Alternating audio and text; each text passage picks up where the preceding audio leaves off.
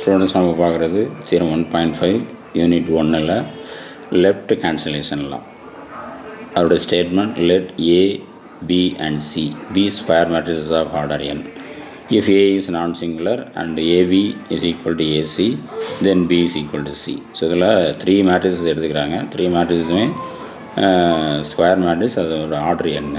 இதில் ஸ்பெசிஃபிக்காக ஏ is non singular அப்படின்னு சொல்லியிருக்காங்க.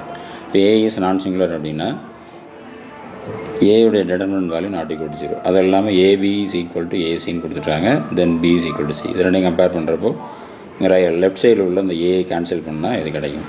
அதனால் லெஃப்ட் கேன்சலேஷன் தான். ஸோ இதை தமிழில் பார்த்தோம் அப்படின்னா தேற்றம் 1.5 இடது நீக்கல் விதி. ஏபி மற்றும் சி என்பன என் வரிசையுடைய சதுர அணிகள் என்க.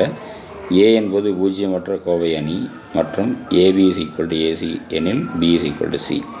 இப்போ இதுலேயும் 3 மேட்ரிக்ஸ் எடுத்துக்கிறாங்க. அதோடைய வரிசை என்னன்னு சொல்கிறாங்க. சதுர அணி எடுத்துக்கிறாங்க. அது 3மே என்னன்னு சொல்கிறாங்க. ஏ என்பது பூஜ்ஜியமற்ற கோவை அணி அப்படின்னா அதோடைய determinant value not equal to 0. So இதுலேருந்து இது கொண்டு வரணும். இதில் இடது பக்கம் உள்ள ஏயை கேன்சல் பண்ணால் இது கிடைக்கும். அதனால் இடது நீக்கல் விதி. ஸோ இதில் ப்ரூஃப் பார்ப்போம் வாங்க. ஸோ முதல்ல நமக்கு என்ன கொடுத்துருக்காங்கன்னா ஏ இஸ் நான் சிங்குலர். அப்போ determinant of A not equal to 0. அடுத்து நமக்கு என்ன கொடுத்துருக்காங்கன்னா AB is equal to AC. இந்த ஏயை கேன்சல் பண்ணோம்னா நமக்கு B is equal to C கிடைக்கும்.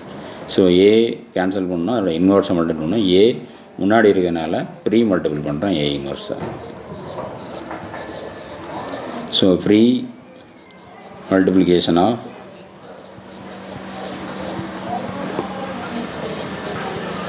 ஏ இன்வர்ஸ். ஏ இன்வர்ஸை முன்பெருக்கல் செய்ய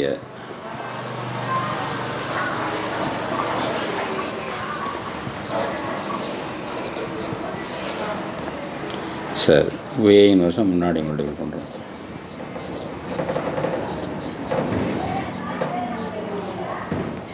சார் மேட்ரிக்ஸையும் அதோட இன்வர்ஸையும் மல்டிபிள் பண்ணால் யூனிட் மேட்ரிக்ஸ் ஐ கிடைக்கும். So B I into BB I into CC. Okay, thank you.